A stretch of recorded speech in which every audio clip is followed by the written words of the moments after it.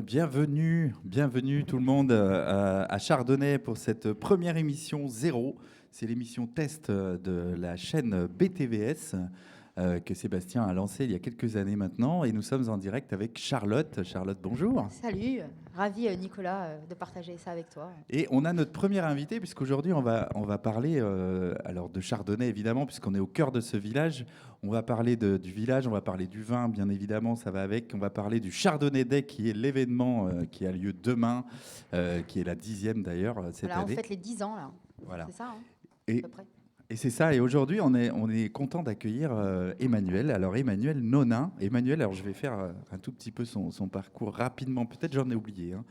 Guide conférencier, fondateur Enoculture. Donc ça, c'est la société. Administrateur de la cave de l'Uni, vigneron, historien, paraît-il. Bref, j'ai l'impression que le CV s'agrandit. Emmanuel, c'est vrai tout ça? Vous faites tout ça? Alors, c'est un peu comme le cépage chardonnay, il faut être un peu passe-partout.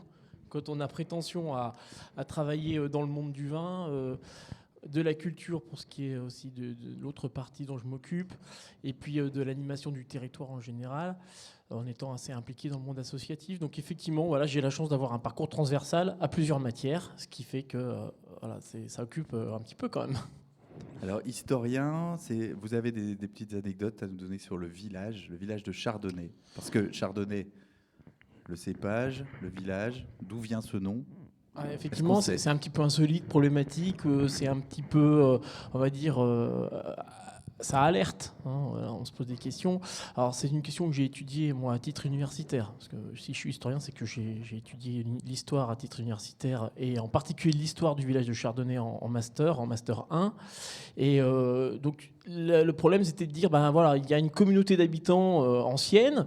Et puis, cette communauté habite dans un village qui porte un nom qui renvoie à d'autres dimensions à part celle de l'habitat rural, à savoir le nom d'un plant végétal très connu qui, par extension, donne le nom d'un vin non moins connu à travers le monde. Voilà. Donc Chardonnay, bon sujet d'étude, très peu étudié. Et donc à partir de 2004, j'ai essayé de faire la part des choses, savoir depuis quand le village existait, le cépage chardonnay. Qui de la poule ou de l'œuf? Qui de la poule ou de l'œuf, exactement. Voilà. Donc déjà, ça a permis de dégager quelques vérités, à savoir que le village de Chardonnay est beaucoup plus ancien que le cépage. Donc je risque de casser le mythe. Oui. Non, le cépage chardonnay ne remonte pas aux Romains et n'a pas été importé d'une lointaine contrée. J'ai lu quelque part 19e siècle, je crois, Charlotte. Je te fais tout à fait confiance pour le coup. Oui, on a regardé ça ce matin quand même. On s'est dit, 19e siècle, c'est fin du 19e siècle, vers 1876-80, le nom de Chardonnay se fixe pour désigner ce cépage blanc, de façon assez consensuelle de la part de la communauté des agronomes qui essaient de trouver une classification onomastique, c'est-à-dire trouver des noms définitifs pour les noms de cépages qui ont plein de synonymes.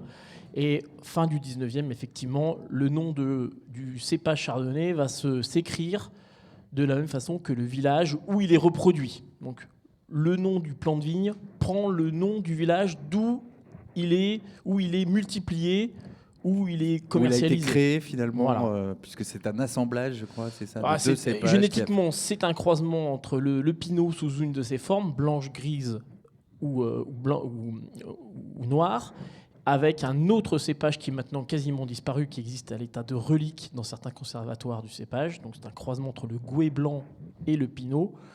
Donc c'est un croisement génétique, mais il a été développé à partir du XVIe siècle sur le sol français, nord-est de la France, Bourgogne, Mâconnais, plus ancienne mention en France, dans le Mâconnais, 1685. Et dès le XVIIIe siècle, la Chardonnay. En tout cas, ce qui est rigolo, vas-y. Oui, si tu devais résumer en 2 mots la raison pour laquelle il faudrait venir visiter ce village. Alors je dirais, oui, Charlotte, des raisons. En fait, quand on est amateur de patrimoine roman, de paysages bucoliques, la Bourgogne s'impose un petit peu. Et puis si on est un tant soit peu intéressé par les produits agroalimentaires, la production agricole que nous produisons en Bourgogne, si on est un peu intéressé par la thématique vin, je dirais que venir à Chardonnay, c'est un peu la visite des puristes. Et après être venu à Chardonnay, vous pourrez au moins dire, même si vous ne visitez pas, vous pourrez dire j'y étais. Et vous pourrez prendre une photo devant le panneau du kilomètre zéro sur la place du Millénaire ou devant le panneau Chardonnay, comme le font des milliers de visiteurs par an tous les ans. Super, merci. Et du coup, ce que je vous propose, c'est qu'on lance une petite capsule autour de c'est quoi vivre à Chardonnay. Et on va rencontrer sûrement Joël à ce moment-là. Oui, Joël Chevaux-Père. Bonjour. Alors, est-ce que vous pouvez vous présenter? Mais bien sûr. Alors, je m'appelle Joël Chevaux-Père. Je suis du village. Je suis née à Tournu. J'habite le village depuis, je dirais pas mon nom, mon nombre d'années. Les femmes ne le disent pas, mais voilà, je suis vraiment originaire du village. Je suis la 5e génération de la famille. Et voilà, de viticulteurs, bien sûr. Comme il se doit à Chardonnay. Bien évidemment. N'est-ce pas? Et vous êtes présidente de l'association? Alors, je suis présidente de l'association Chardonnay Patrimoine. Voilà, vous voulez que je présente un petit peu l'association? Alors, l'association a pour but entretenir le patrimoine du village. Alors, quand on dit le patrimoine, bien sûr, c'est le petit patrimoine, en partenariat avec la municipalité. On a des gros chantiers en ce moment parce qu'on a les lavoirs du village et du hameau à rénover. Bon, mais aujourd'hui, les rénovations, elles ont un coût.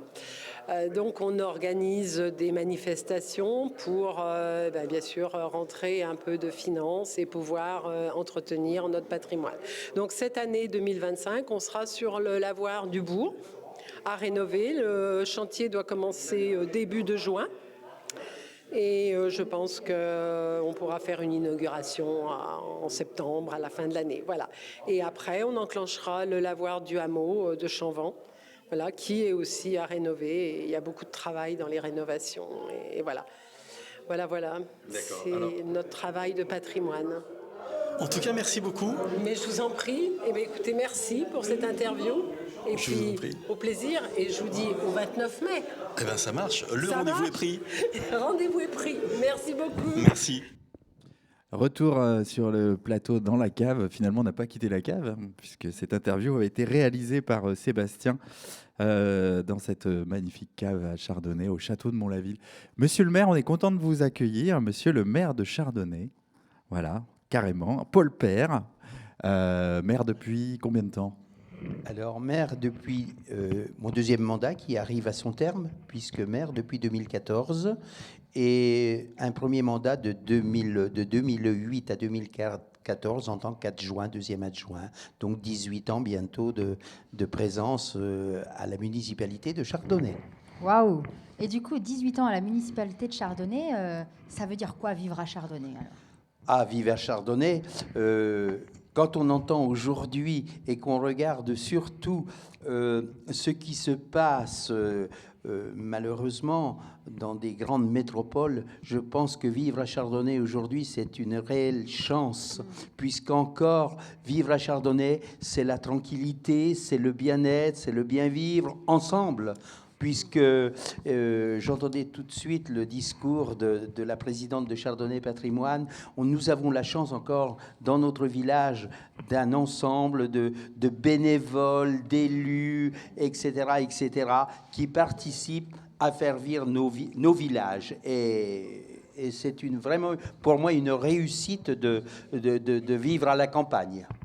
Alors on s'interrogeait justement, le village, il est dans une agglomération, enfin plutôt une communauté de communes. Communauté de communes, oui. Comment ça se vit, cette communauté de communes quand on est entre Mâcon, Tournu, voilà, on est sur un territoire. C'est une communauté de communes qui est aujourd'hui le Mâconnais tournugeois, puisqu'après la loi NOTRe de 2017, avec ses fusions d'intercommunalités, nous étions à une époque Mâconnais Val-de-Saône avant 2017. Aujourd'hui, Mâconnais tournugeois, 24 communes dans la communauté de communes, avec une ville, si on peut dire une grosse... Allez, on dit une ville, carrément. Une petite agglomération qui est Tournu, et tous les villages de cette agglomération sont des villages, la majorité, à la dimension des villages ruraux, à la dimension de Chardonnay pour la plupart. Très bien, et voilà. Et Emmanuel, vous avez donc créé votre structure, votre entreprise à Chardonnay, du coup, Onoculture. Alors, oui, effectivement, on y faisait référence tout à l'heure. Donc, avec Onoculture, moi, je me propose notamment de d'être à Chardonnay comme dans un terrain de jeu.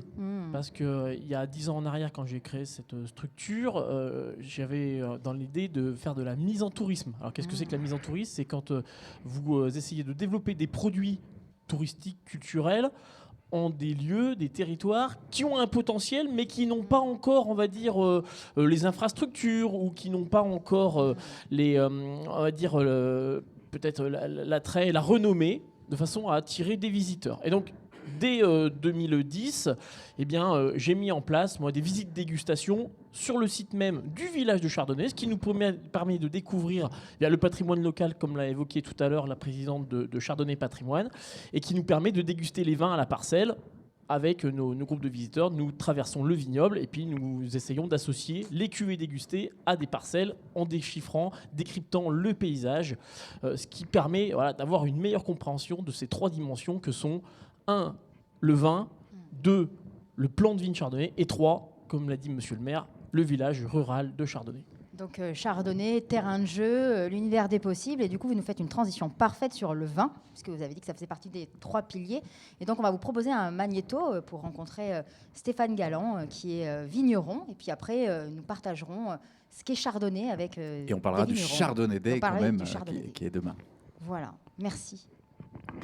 Donc moi, mon histoire de vigneron a commencé en 2004 en rencontrant un vigneron du sud Mâconnais avec lequel j'ai travaillé pendant 16 ans jusqu'en 2020. Mon histoire personnelle en tant que vigneron a véritablement commencé en 2012 avec l'acquisition de la parcelle dans laquelle on se trouve actuellement en termes d'installation progressive et pour devenir complètement autonome en 2020 et m'occuper de mon exploitation à part entière. Et c'est un métier où il faut toujours rester humble. Très humble.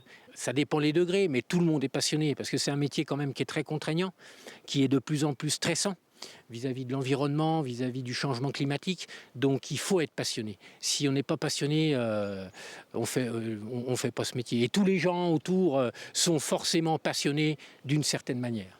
Alors le cépage chardonnay... Donc pour la petite histoire, il y a un lien, un historien comme Emmanuel Nonin de Chardonnay pourrait vous en parler encore mieux que moi.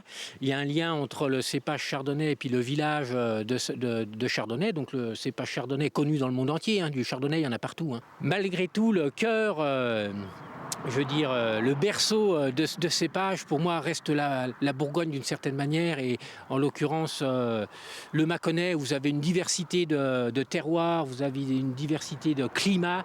Et là, vous avez un chardonnay qui s'exprime sous toutes ses formes et sous véritablement toutes ses nuances. Le cépage chardonnay, c'est un cépage qu'il faut aller chercher. Je veux dire, c'est pas un cépage aromatique, très aromatique à la base. Il y a de la subtilité, il peut tout y avoir dans le chardonnay. La subtilité, la puissance, la matière, la fraîcheur, la légèreté, les arômes, le fruit, la minéralité, vous pouvez tout faire. Voyager en Bourgogne, faire la route des vins, passer dans le Mâconnais, pousser les portes des caves coopératives et des caves particulières, déguster différents vins, différents blancs, vous découvrirez à chaque fois un chardonnay qui vous plaît obligatoirement. J'en ai l'intime conviction parce que vous voyez bien là, sur une vigne comme celle-ci, il y a presque 3 terroirs différents avec une zone très très calcaire à l'ouest, au centre avec une zone plus rocheuse et puis au-dessus de la terre un peu plus profonde.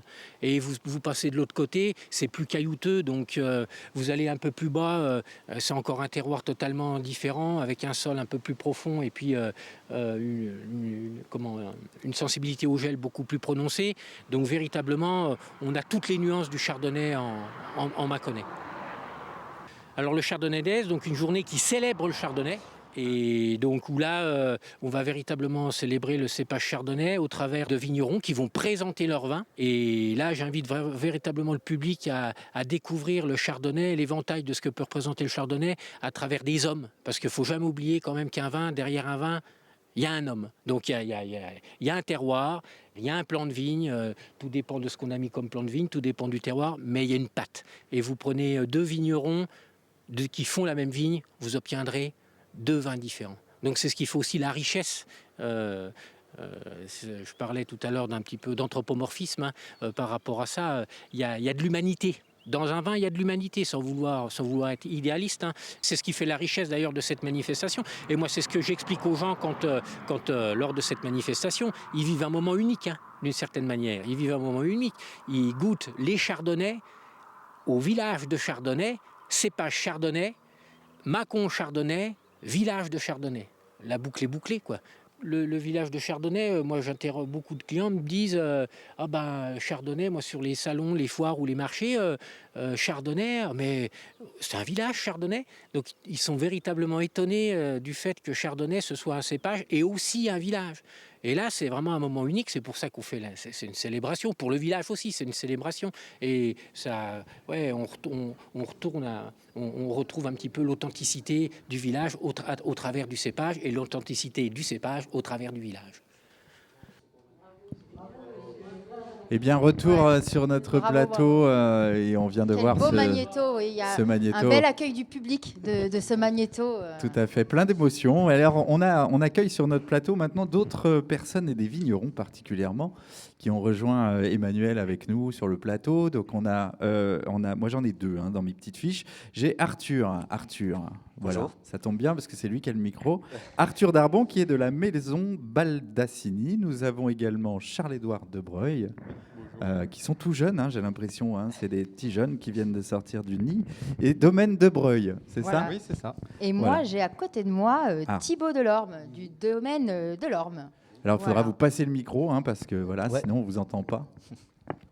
Voilà, monsieur. Alors, on va commencer. Je sais pas par quoi on commence. L'idée, c'était qu'on parle un peu de cet événement, mais aussi du concours qui a lieu ce matin et de cet événement Chardonnay Day. Ouais, Et puis un peu commençons du par métier. le Chardonnay Day. On fera le bouquet final avec, Voilà. avec le concours. Et alors, du coup, qu'est-ce que ça veut dire le Chardonnay Day pour vous? Est-ce que c'est un rendez-vous important? Comment vous le vivez? Qu'est-ce que vous avez envie de partager avec les gens qui viendront demain? Enfin, voilà. Qu'est-ce que vous avez envie de nous dire? Eh ben, comme tu veux. Eh bien oui, le Chardonnay Day, c'est une belle occasion de mettre en avant cette appellation, l'appellation Mâcon Chardonnay. On a la chance d'avoir cette appellation qui porte le nom du village, du cépage. Donc c'est vrai que c'est une belle journée pour parler de l'appellation. Comme c'était dit dans le magnéto, les gens ne savent pas forcément que le village et le cépage ont le même nom. Donc ça permet de mettre en avant ça. Et puis de mettre en avant les domaines qui participent à la production de cette appellation. Vous êtes combien de domaines cette année? Peut-être que vous le savez ou... On doit être une dizaine à peu près, je pense. Super.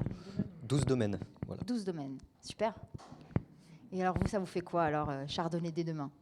Eh ben, Chardonnay Day, maintenant, moi, c'est la 4e fois que je participe. Ok. Donc voilà, à chaque fois, c'est un très bel événement où ça permet de présenter un petit peu nos vins, de promouvoir surtout l'appellation Mâcon Chardonnay. Et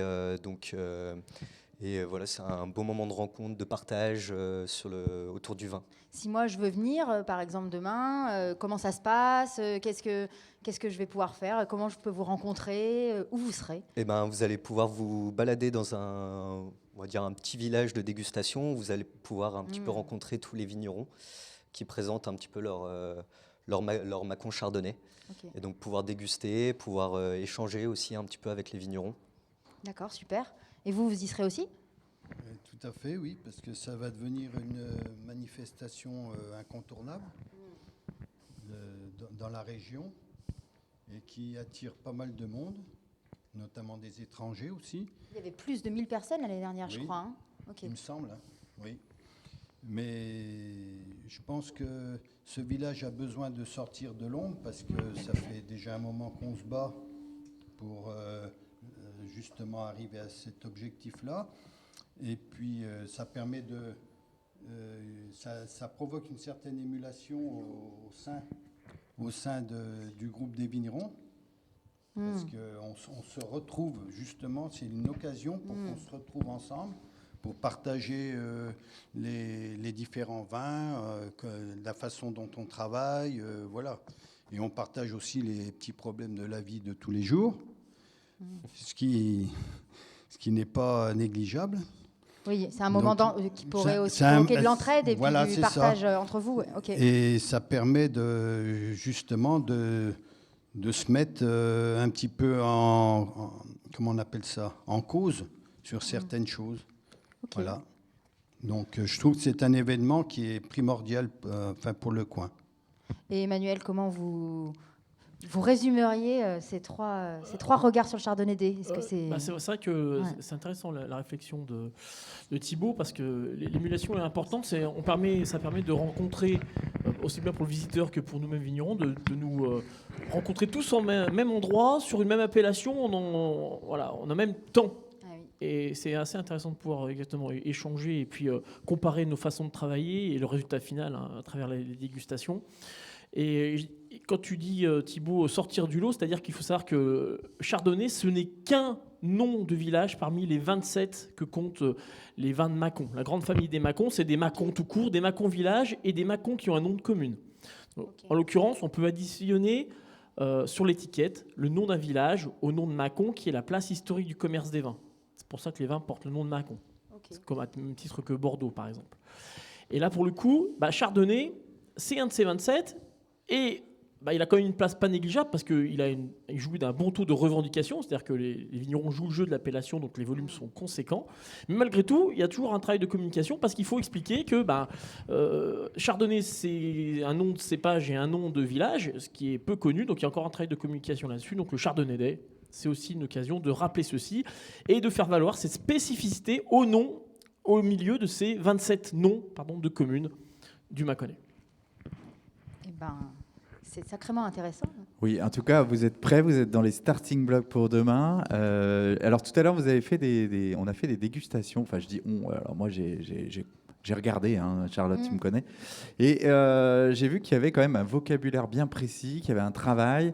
Donc là, on a des vignerons, j'en profite juste pour savoir comment on fabrique du vin, parce que c'est bien beau de le boire, de faire un événement autour, mais comment on le fabrique? Est-ce que vous pouvez nous en dire plus? Alors, on a en 30 secondes, comment je fabrique un chardonnay, un vin blanc, voilà. Super. Et moi, je veux bien 3 versions en 30 secondes de comment on fabrique un chardonnay. Parce que, attends, alors moi, j'ai eu des histoires de levure indigène, des histoires de levure presque pas chimique, mais en tout cas qui viendraient pratiquement de cultiver, alors voilà, qui sont pas tout à fait naturelles, c'est ce qu'on m'a exprimé. Donc on va avoir un moment fort, on va savoir comment faire du chardonnay. Alors qui commence? Arthur, tu m'en as parlé tout à l'heure. Et donc nous, pour la vinification, donc ce qu'on appelle la vinification, donc c'est tout le processus de transformation, donc déjà du raisin jusqu'au vin. Donc pour notre part, le raisin donc arrive au cuvage, on le presse, on le fait. Après, il se passe il est ensuite envoyé en cuve, où là il se passe un phénomène de débourbage. Donc, c'est-à-dire que le débourbage, j'adore le vocabulaire du vin. Donc le débourbage, en fait, c'est toute la matière solide qui va se déposer au fond, et donc que nous, on ne va pas vous souhaiter et qu'on va retirer du mou. Ok, le mou, c'est le jus, c'est ça. Le mou, c'est le jus avant la transformation. Ça va, Charlotte? Du sucre. On est bon? Parce que j'aurais peut-être besoin des 3 versions. Ok, donc il y a du mou. Donc, on a débourbé. C'est ça, on a débourbé, et donc ensuite, nous, on va laisser faire, donc comme vous avez dit, avec les levures indigènes. Donc on va attendre tout simplement que le mou parte en fermentation. Donc par les levures indigènes, donc c'est des levures qui sont naturellement présentes en fait dans le vin, qui sont sur la peau, m'a-t-on dit ce matin, tout à l'heure, du grain de raisin. Voilà. Exactement, sur le matériel aussi, donc qui est déjà présente dans les cuves, sur le matériel qu'on peut utiliser, et donc ensuite ces levures vont dégrader les sucres en alcool, donc c'est ce qui va faire le vin. Donc, nous, pour notre part, toute cette partie là de fermentation, elle va se faire en cuve.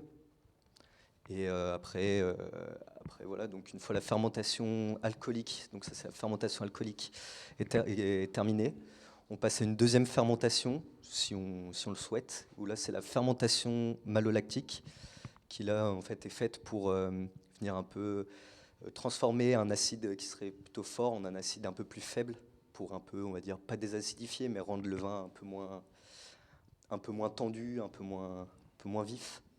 D'accord, alors là, ça y est, on attaque le vocabulaire.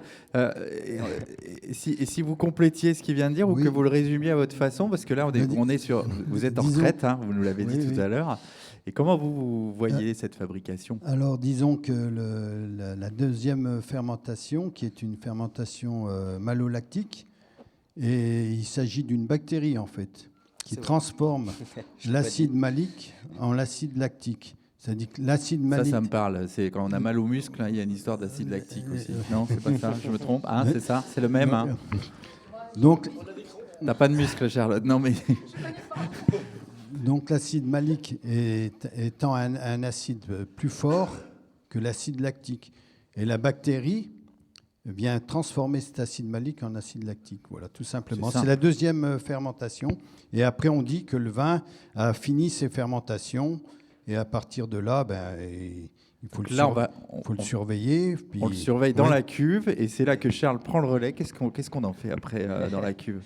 Et après, une fois dans la cuve, il faut mettre le micro, je crois. Une fois ces fermentations finies, on va passer ce qu'on appelle à l'élevage. Attends, on va recommencer. Hein, c'est les joies du direct. Sébastien, la régie. Le micro jaune avec le câble jaune. Voilà. Il est monté. Moi, j'ai l'impression que tu n'as pas de son, mais alors. On peut échanger. Voilà, c'est pas grave. C'est le direct. Hein, ça montre comment on a besoin de s'entraider pour réussir à présenter comment on fait du vin. Exactement. Voilà. Alors, on va le mettre en bouteille avec Charles. Voilà. Donc là, une fois en cuve, les deux fermentations sont faites. Donc, une fois que les deux fermentations sont faites, on va passer ce qu'on appelle à l'élevage. Donc, l'élevage, c'est tout le temps où on va laisser le vin travailler pas vraiment, mais disons reposer. Et c'est là où, alors nous personnellement au domaine, on élève on élève tous nos vins sur lit. Donc les lits, c'est ce qui reste après le débourbage. Il parlait de débourbage tout à l'heure, mais on parle séparément des lits et des bourbes. Les bourbes, c'est les éléments qu'on élimine, comme il l'a expliqué. Les lits, c'est l'aspect plus qualitatif. C'est des éléments où il y a tout un tas de composés à l'intérieur qui peuvent venir enrichir le vin. Donc nous, on fait un élevage qui n'est pas très long, mais à peu près jusqu'au mois de mai-juin. Et donc là, le principal travail, ça va être de surveiller que tout se passe bien. Alors, la lie est avec le mou? Alors, à ce stade-là, on ne parle plus de mou. Bon, on parle de mou avant les fermentations alcooliques. Okay. À partir du moment où le vin commence à pétiller, on parle de vin, hein, tout simplement. À partir du moment où il commence à avoir de l'alcool. Pétiller, c'est-à-dire qu'il y a des bulles? Oui. Vraiment, il y a un gaz qui se forme. Pendant les fermentations alcooliques, il y a vraiment... Ah oui, c'est un vin pétillant. Oui, c'est vraiment très pétillant. Mais on n'en veut pas, nous, du pétillant. Non, nous, on n'en veut pas. C'est un gaz qui s'échappe. Hein, c'est le CO2, qui est un déchet de la décomposition du sucre, de la transformation du sucre en alcool. Et ce gaz-là s'échappe dans le temps. Et alors, pour finir, parce que j'imagine que c'est des heures et des heures sur cette Je pense que ça nous invite à aller les rencontrer dans leur domaine pour découvrir si on regarde toutes le les gaz, étapes. On a une sorte de crément, de champagne. Alors je dis des non, parce que pour faire du crément notamment, c'est une deuxième fermentation qui va être faite, mais parce qu'il y a l'ajout d'une liqueur en bouteille. Okay, le vin est embouteillé. Et c'est une deuxième fermentation qui va se produire. Et le gaz, là, pour le coup, ne pouvant s'échapper, il va se dissoudre dans le vin. Et c'est ce qui fait les bulles dans le crément qui sont complètement naturelles, qui sont liées à une fermentation. Mais là, pour le coup, c'est volontaire. Ça se provoque dans un contenant fermé hermétiquement. Et du coup, si on veut venir vous rencontrer, découvrir tous vos processus pour créer ces vins, où est-ce qu'on peut venir vous rencontrer tous les trois alors? Eh bien, nous, c'est simple, hein, c'est directement au domaine. On est ouvert tous les jours sur rendez-vous. Alors, le domaine de Breuil, Charles-Édouard. C'est le domaine de Breuil qui est à Royer. Donc, c'est vrai que nous, on produit l'appellation Mâcon Chardonnay parce qu'on a des vignes qui sont juste à côté du village, donc qui est le village de Plotte, qui a le droit à prétendre à l'appellation Mâcon Chardonnay. Mais c'est vrai que nous, on fait un petit peu de kilomètres. On est sur 2 villages. Donc, c'est vrai qu'on a le droit à différentes appellations. Il y a 3 villages qui ont le droit à cette appellation. Ouais, exactement. Ça, on l'a appris grâce à vous tout à l'heure. Vous pouvez nous le redire, les 3 villages qui ont... Alors, les 3 villages qui font partie de l'appellation Mâcon Chardonnay, il y a d'abord Chardonnay, bien sûr. Et oui. Il y a Plotte et Auzenay. Et ça, c'est depuis 2004. Oui, c'est ça, 2004. 2005, on a eu le droit d'apposer l'appellation sur nos bouteilles à Plotte et à Auzenay. Oui. Nous, on est sur la commune de Plotte, et donc dans le village, quoi. Donc on est présent aussi. C'est sur rendez-vous aussi, parce que on peut pas, autrement on peut rester des jours à à attendre, quoi. Oui, donc on préfère les sur rendez-vous, quoi. Voilà. Alors Charlotte, tu sais, on est à la télé, donc à la télé, il y a des micros, et si tu parles pas dans le micro, on n'aura pas ta voix. Juste, alors c'est chouette qu'on ait eu un petit peu d'informations sur la fabrication et où on vous rencontre Domel Baldassini, Arthur Darbon. Oui. C'est ça, donc la maison Baldassini, nous on est sur Bissy-la-Mâconnaise. Donc Bissy-la-Mâconnaise, donc c'est pas très loin de Lugny. Voilà, donc on n'est pas tout à fait dans le village de Chardonnay, mais on a une partie de nos vignes qui sont sur la commune de Chardonnay, juste à l'entrée de Chardonnay en venant de Lugny, à Chanvent exactement. Et donc voilà, vous pouvez nous rencontrer sur Bissy-la-Mâconnaise. On est pareil, ouvert tous les jours, sur rendez-vous. Même des fois. C'est ça, en fait, vous n'êtes pas forcément dans les 3 communes en question, mais vous avez des parcelles qui sont sur ces 3 communes. C'est ça, exactement. Du coup, j'imagine que les parcelles se vendent un peu comme ça, cher. En tout cas, c'est pas simple d'en avoir, c'est pas si facile que ça de les avoir. Vous pouvez passer le micro. On n'est pas vendeur déjà. Oui, personne parce n'est que vendeur. je veux dire, on en vit. On fait pas de la spéculation. On est vigneron, bon, on fait notre travail, mais notre objectif, c'est d'assurer, bon, bien sûr, un revenu, pouvoir vivre de notre métier, mais on n'a pas dans l'idée, jusqu'à aujourd'hui, on n'a pas dans l'idée de vendre.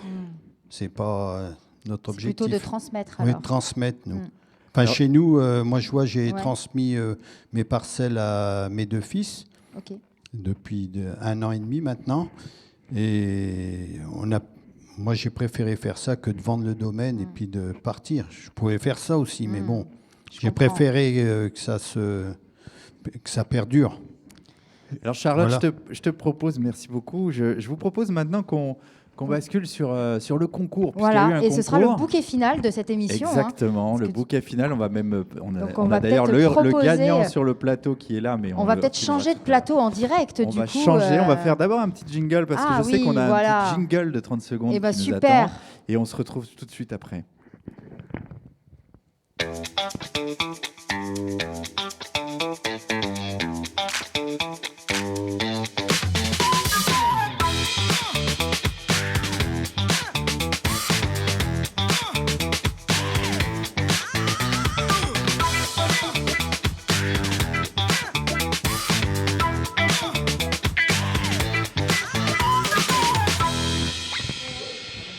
Alors, de retour, vous voyez, c'est un changement très rapide, hein. On a des nouvelles têtes qui nous accompagnent et on est content de vous avoir. Alors, il y a Priscilla Dubuis, directrice de l'Office de tourisme de Tournu. Oui, c'est ça, du Mâconnais-Tournujois. Ah, du Mâconnais-Tournujois. Nous avons également Monsieur Logère Jean-Claude qui est, je peux vous laisser en fait vous présenter, le premier adjoint. Tout à fait. De la ville, du village ou de la commune. On va dire, je préfère le village. Village. Village de Vous Chardonnay. tenez à cette appellation, village. Ah oui, on n'est pas une ville, on est un village, tout à fait. De Chardonnay. De Chardonnay, et puis donc d'une famille qui est là depuis aussi quelques générations sur cette commune. Et puis nous avons Charles Lambollet, qui est du coup président de l'Office de tourisme de Mâcon. Exactement, c'est ça, tout à fait. Président de l'Office de tourisme de Mâcon. Alors, ce matin, moi, j'ai assisté un petit peu en coulisses à la dégustation, hein, puisque une dégustation a été organisée, je crois, par l'Office du tourisme. C'est ça, Priscilla, Oui, vous pouvez nous en dire plus ? Oui, en effet. L'idée, c'était, en fait, on a été sollicité par le comité d'organisation du Chardonnay Day pour proposer une animation. Et nous, on avait, en fait, dans les tuyaux, l'idée de créer une cuvée Hôtel-Dieu Tournu pour contribuer à la notoriété de ce lieu. Et on s'est dit, pourquoi pas, justement, comme on voulait aussi valoriser ce village de Chardonnay, l'idée était de se dire, pourquoi pas profiter de cet événement pour organiser la sélection de cette cuvée dans le cadre du Chardonnay Day et de pouvoir, du coup, faire rayonner les 2 lieux en une seule fois. Et je crois que le vainqueur a un privilège à la fin, c'est d'exister. C'est ça. En dans fait, votre on boutique. a créé une étiquette tout à fait spéciale pour cette cuvée Hôtel-Dieu avec une photo des hospices. Et puis, du coup, il sera valorisé. On achètera des bouteilles. Elles seront numérotées, vendues à l'Office de tourisme et dans l'Hôtel-Dieu de Tournu.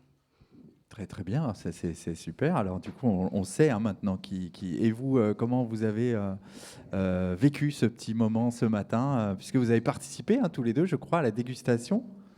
Oui, tout à fait. Alors, une très belle dégustation avec une quinzaine d'échantillons, une huitaine de participants. Et c'est vrai On qu'on ne dit pas encore le vainqueur, hein, on laisse. Non, j'allais pas dire le vainqueur, j'allais donner quelques caractéristiques parce que c'est vrai qu'on a pu, au travers de cette dégustation, percevoir toutes les subtilités du cépage chardonnay, des macons chardonnay, avec des profils de vins différents. On a eu des explications effectivement très techniques juste avant sur la vinification, sur l'élevage, et on a pu percevoir vraiment toute la richesse de ce cépage chardonnay au sein de l'appellation macon chardonnay. Donc une très belle dégustation, effectivement, le vainqueur. Et donc, monsieur Logère, monsieur l'adjoint, Oui. si je puis dire, monsieur le premier adjoint de la ville de Chardonnay, est-ce que c'est vous qui étiez à l'origine un peu enfin en tout cas à l'animation de cette dégustation? Comment ça se passe concrètement? Tout à fait.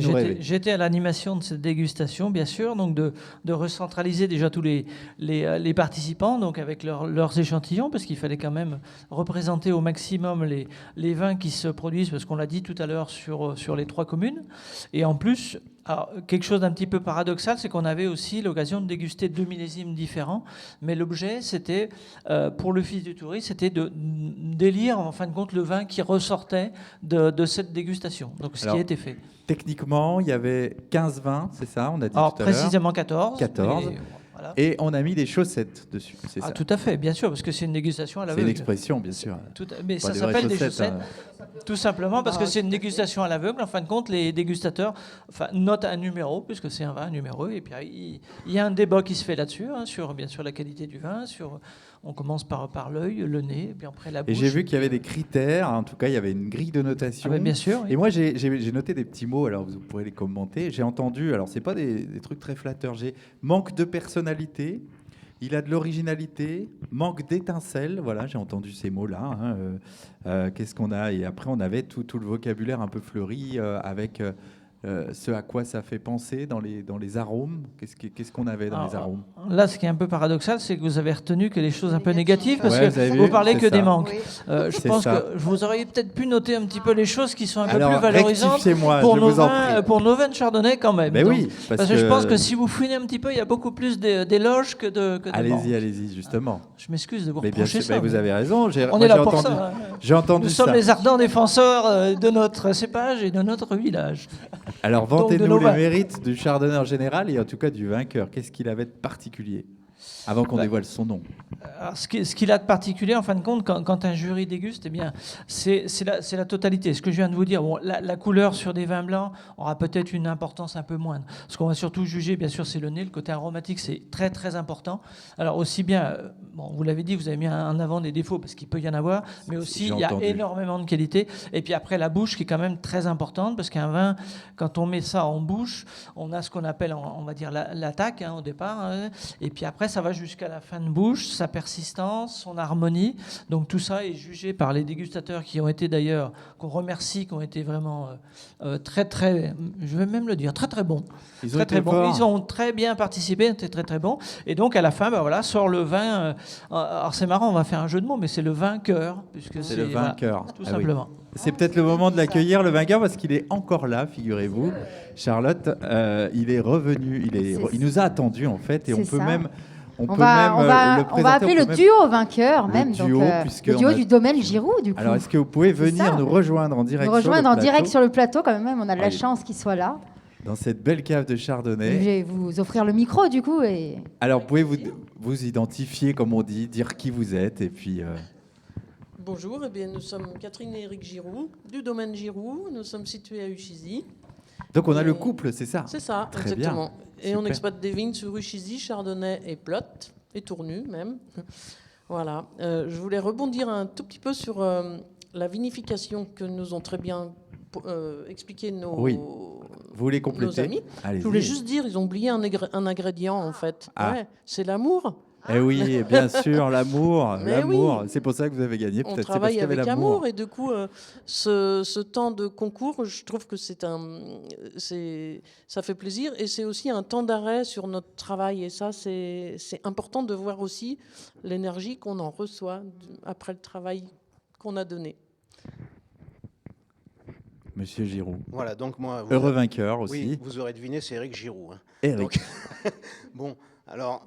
heureux vainqueur, c'est bien. Bon, on travaille dans une collectivité, donc c'est toujours un grand plaisir d'être retenu par nos pairs, parce que c'est ça qui est important. Le jugement. En tout cas, un instant T sur une cuvée. Oui, on reste sur une cuvée. De sortir à cet instant T-là, c'est une très très grande reconnaissance et ça fait beaucoup plaisir. Mais avant, j'ai une pensée pour quelqu'un qui a beaucoup travaillé pour l'appellation Mâcon Chardonnay.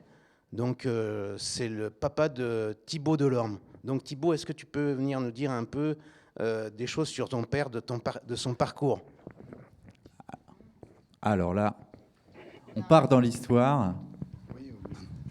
On revient. Disons que j'ai mon père qui a consacré une grande partie de sa retraite à étendre l'appellation Mâcon Chardonnay sur le village de Plotte et Osnay. On a redessiné en fait le périmètre de l'appellation. Ça a demandé 10 ans. 10 ans pour monter le dossier, pour tout ça, parce que l'INAO ne voulait plus de Mâcon plus nom de commune. Donc, elle nous avait demandé de se rattacher à une commune porte-drapeau, on va dire. Et cette commune porte-drapeau se trouvait tout près de chez nous, c'était Chardonnay. C'est pour ça qu'on a opté pour l'appellation Mâcon Chardonnay sur les communes de Plotte et d'Osnay. Voilà. Très bien, très bien. Et donc c'est de génération en génération que chez vous, en tout cas, puisque vos enfants maintenant sont... Oui, voilà. On repris le flambeau, on va dire. Le flambeau. Voilà. On repris la grappe, ça se dit. Non, parce qu'on dit lâchez-moi la grappe, mais on ne dit pas reprendre la grappe. Mais en fait, c'est une affaire, comme disait Eric, c'est une affaire d'amour, de passion. Oui. Parce que le métier de vigneron, c'est de l'extérieur, on a l'impression que c'est le meilleur métier du monde. Mais en fait, c'est un peu vrai, mais c'est beaucoup de travail, beaucoup d'engagement personnel, de sacrifice pour essayer d'obtenir des produits qui soient dignes de ce nom, quoi. Alors, voilà. Vous l'aurez compris, on ne peut pas tout aborder dans une seule émission. Je crois qu'on arrive bientôt au terme de l'émission. L'idée, c'est que vous puissiez, évidemment, si vous nous écoutez, cher public, nous rejoindre demain au Chardonnay Day, puisque ça commence à... Tu peux le dire dans le micro, 17h30. Voilà, demain ici. Demain ici. Et puis après, dans tout le village, il y a des concerts, il y a des dégustations. Vous achetez votre verre, je crois que c'est 7 €. C'est bien ça. Et puis on se promène et on va voir les viticulteurs. Et on en saura encore plus. Monsieur Giroux. Ah oui, moi j'ai encore des choses à dire. Le mot de la fin alors. Vous m'avez donné un micro, mais... Allez-y. Vous auriez pas dû. Donc, je vais essayer de faire court. Donc on va parler du vin. Donc, et après on dégustera, parce qu'on a amené la bouteille. Donc ce vin, c'est un millésime 2023. Mâcon Chardonnay légendaire. C'est une parcelle qui est située proche du cimetière de Plotte. Voilà. Et nous, on s'attache à... Ça fait rire Priscilla, que ça soit à côté du cimetière, je ne sais pas pourquoi. Bon, ouais. Le vin est meilleur, il paraît. Voilà, c'est ça que tu il est regardé par beaucoup de gens. Les âmes, il est sans doute. Donc du coup, on va parler un peu du vin. Donc nous, ce qui nous intéresse dans le vin, c'est qu'il est la personnalité de la parcelle. On nous disait en Bourgogne, on a des parcellaires, et dans le Mâconnais, je pense qu'on a été quand même peut-être un des premiers domaines à faire les sélections parcellaires en pensant que le sol, en étant monocépage, on pouvait retrouver dans le sol des parcelles des très très grandes différences. Et depuis toujours, on a fait des sélections parcellaires. Et bon, après, on a fait un peu des assemblages. Alors, les assemblages, moi, j'aime pas trop, mais il y a des gens qui aiment beaucoup. Mais moi, je préfère que les vins, ils parlent de leur personnalité et de leur parcelle et de leur terroir, du coup, et de leur terroir et que les gens, quand ils viennent chez nous, ils disent je viens chercher du Moulin de l'Œuvre, du Mâcon Style Moulin de l'Œuvre, ou du Mâcon Chardonnay Les Crêts, ou du Mâcon Chardonnay légendaire. Voilà. Qu'on sache en même temps d'où vient, où est le territoire. Donc, sur cette parcelle-là, ça donne le cépage chardonnay d'une façon générale, et pas un cépage aromatique, et un cépage plutôt sur la subtilité, où il faut aller chercher et découvrir. Il faut un peu se creuser la tête pour apprécier. Donc ça, c'est ce qui nous intéresse. C'est ce qu'a fait l'équipe du matin en dégustant les vins, et c'est pour ça que vous avez effectivement été élu. Alors, est-ce que vous voulez bien nous ouvrir la bouteille, parce qu'on a des verres sur le plateau. Mais alors, j'ai l'impression que les dégustations sont passées je pense par qu'on peut ouvrir la et bouteille. Que si on est à 18 Et puis, vous êtes invité, bien sûr, à venir déguster, découvrir ces vins-là demain au Chardonnay Day. Voilà, nous, c'est ce qu'on va faire. On voulait terminer, chère Charlotte, par un petit clin d'œil au lieu qui nous accueille. C'est ça, le château de Mont-la-Ville, que je connais bien, oui. Parce que tu vis là, effectivement. Et c'est chouette parce qu'il y a eu, il y a peu de temps, un événement assez incroyable, parce qu'il y a beaucoup d'événements autour de Chardonnay, mais j'allais dire dans le Tournujois Mâconnais. Vous le savez bien, Priscilla, parce qu'il y a un programme qui est sorti, on a tout un tas de choses. Alors on s'est dit, on ne va pas parcourir le programme, sinon on y est encore pour demain. Mais il y a un petit programme d'activités que vous pouvez vous procurer, en tout cas que Tournu a fait sur la ville, c'est déjà ça. Et puis il y a des tas de choses qu'on peut avoir à l'Office du tourisme. Évidemment. Donc je voulais juste dire qu'on termine tout ça avec une capsule. Vous vouliez rajouter quelque chose, Monsieur Legère? Oui, je rajoute juste quelque chose qui a été un petit peu oublié dans les présentations. C'est que demain, pour ce Chardonnay Day, au départ, ça a été une dégustation, mais depuis l'année dernière, c'est aussi une vente des producteurs, et ça, c'est très important. C'est-à-dire que tous les gens qui vont venir sur place pourront non seulement déguster tous les vins qui sont produits sur les Mâcon Chardonnay, mais également les acheter. C'est très important. Donc, on prévoit des coffres vides pour charger les cartons. Ça, c'est une information clé. Voilà. Et d'ailleurs, un vin blanc, ça ne se garde pas trop non plus. Ça y est, je remets une pièce. Oui, Nico. On était au Magnéto, Mont-la-Ville.